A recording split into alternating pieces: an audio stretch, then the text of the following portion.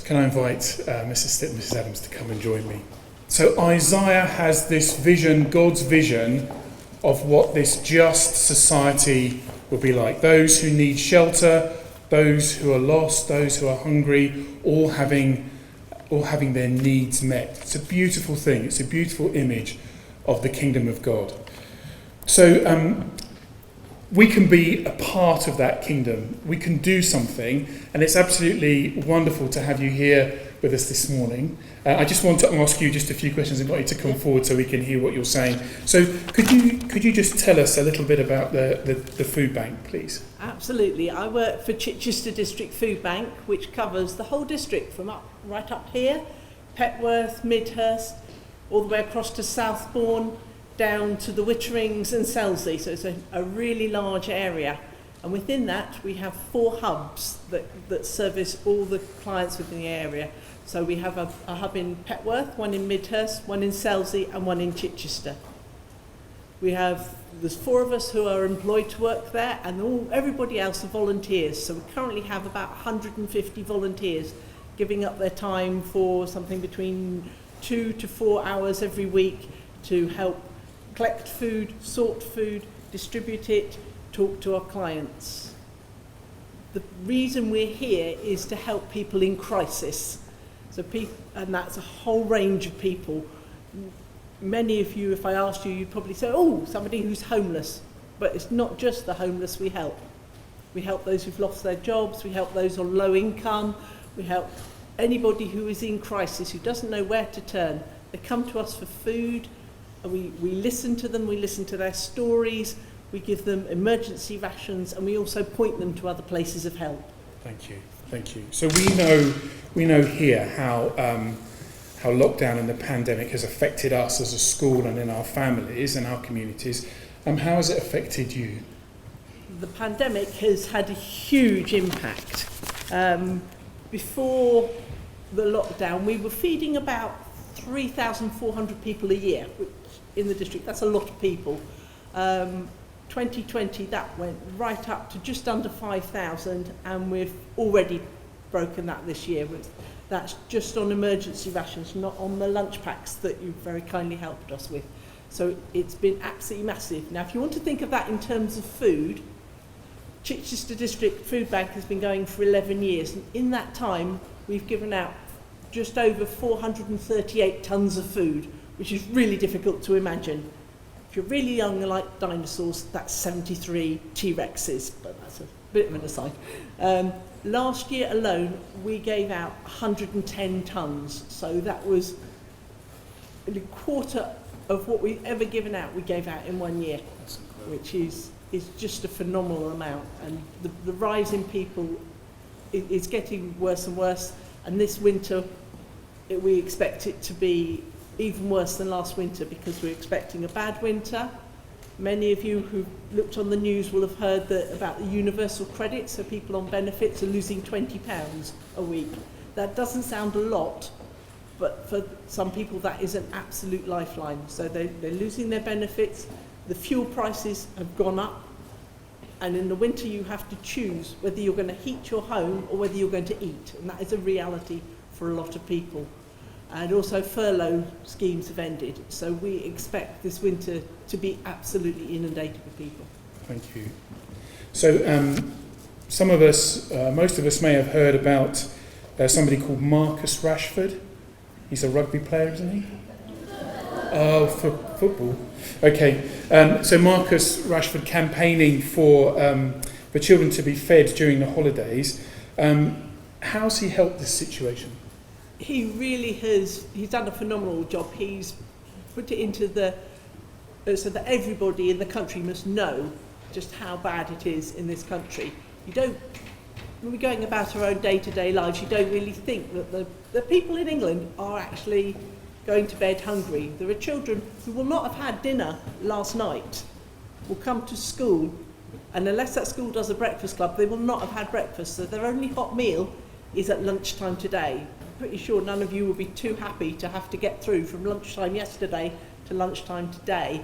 So what he's done is he said, look, that's fine in the term time, but in the holidays, these children have got nothing to eat. So he's really pushed it to the government, who last year provided vouchers and boxes for the summer holidays and the Christmas holidays. They've now withdrawn that scheme, though they're now covering the half terms, so children get fed at half terms, but they're not getting anything otherwise. So he has done a huge amount to raise the profile and the awareness to try and get things changed. Okay, so I mean, it's fantastic what he's done, but how has that actually changed what has happened for your food bank and for us as people who donate food to you? Well, we've been doing a food scheme during the holidays for the last 5 years.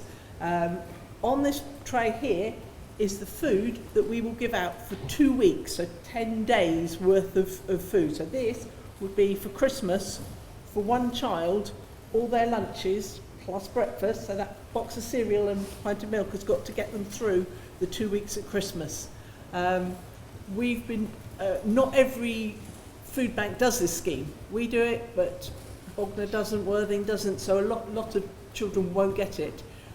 In our area, 2,000 children are eligible for this scheme.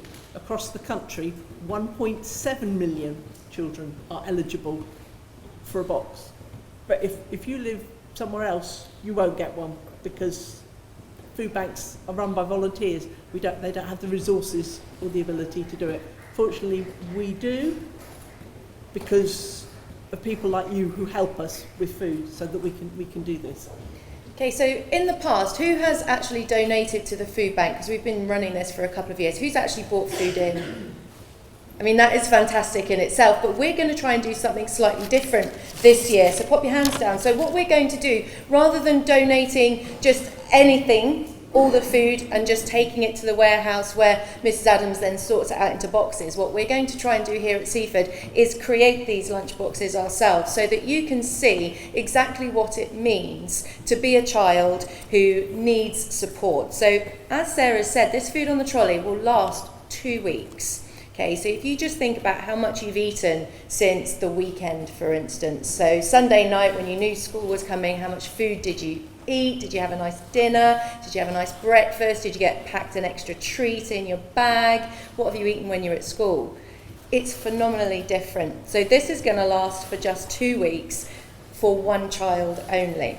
So what can we do? We're going to pack these boxes ourselves. We're going to create them individually. So how is it best that we can support getting all of this into school? What do we need from these guys? We need you to go out with the shopping list and buy these things. But I want you to think about, pretend you are the person getting that box. How happy are you going to be if you get the cheapest thing off the shelf? If you get, for your vegetables, 2 tins of kidney beans? Are you going to be really excited about that? Or maybe just the very meagre smallest amount? We do it by working out meals. So a lunch, will be half a tin of beans and half a tin of pasta, half a tin of meat, half a tin of beans and a small amount of pasta. That is a meal. It would help if you could think what you would like to receive in the contents. We're not expecting you to buy the most expensive things, but think about a variety. If you've got to go for 2 weeks, perhaps you don't just want one type of vegetable, you'd like a variety of them. There's jam to go on the toast. It's nice to have something tasty that somebody's going to enjoy. And when you're going to be making up the boxes, which is fantastic, you'll need to think about what that looks like when you open it up, and think about you receiving it, what that's going to look like. Excellent, thank you. So we will be collecting for the next 3 weeks, and on Saturday the 27th of November, on a Saturday, we're actually going to recreate a food bank experience here, and we're going to be packing all these boxes together. So the more help and support you give, it will be amazing, because you will actually make somebody's day when a child actually opens those boxes and sees a variety of food that you have specifically chosen yourself for them. It will make the world of difference. So there you have got messages on Firefly and emails. There's a big list of all the different items that go into the boxes. So have a look at them and think, what would I like? What would I really like to see if I was actually hungry that particular day? And just try and put a little bit of heart behind what you're bringing in.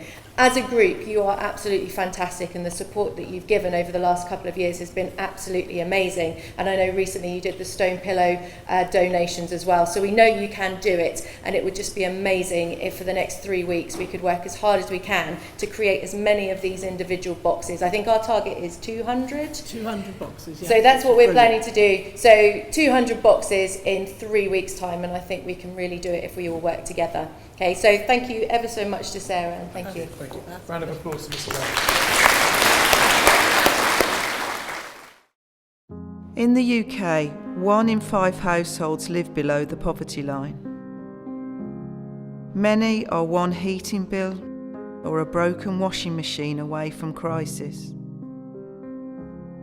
And rising costs of living, low income and redundancy mean many are unable to put food on the table or to stay warm in the colder seasons.